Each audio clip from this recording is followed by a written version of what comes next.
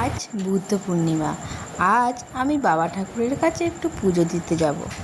নমস্কার বন্ধুরা, আমি প্রিয়াঙ্কা। কেমন আছেন আপনারা সবাই? আশা করি সবাই খুব ভালো আছেন। তো যাওয়ার আগে একটু সামান্য ময়েশ্চারাইজার, একটা ছোটো টিপ আর একটু লিপস্টিক এইটুকুই লাগালাম। আর এদিকে মা ও মেয়ে দুজনেই প্রায় রেডি হয়ে গেছে।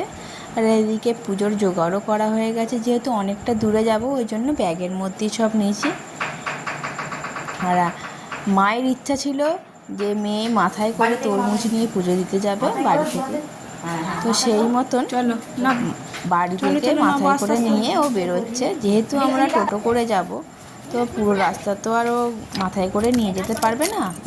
তো সেই জন্য ও বাড়ি থেকে একটু বেরিয়ে মাথায় করে নিয়ে দাঁড়িয়ে আছে টোটোর অপেক্ষায়। আর ততক্ষণে আমি আমার গাছে যে ফুলগুলো ফুটেছিল আমিও তুলে নিলাম। গাড়িও এসে গেছে। এবারে আমাদের মন্দিরে যাওয়ার পালা। আমরা মন্দিরেও এসে গেলাম। মন্দিরে আমরা এসে গেছি।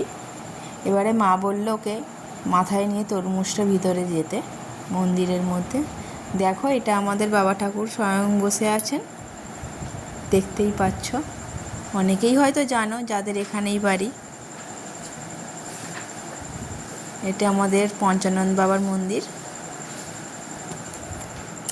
এখানে শিব ঠাকুর ও বজরংবলীও আছেন। এখানে শনিকালী, মা শীতলা সবাই এখানে আছেন।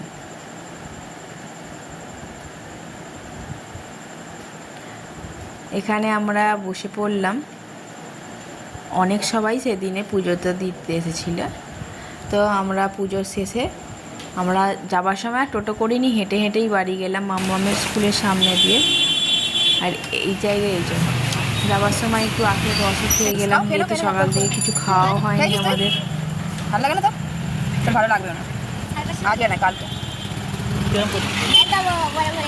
তারপর যেহেতু আজকে নিরামিষ, তো মিষ্টির দোকান থেকে একটু দই নিয়ে এবারে চলে গেলাম।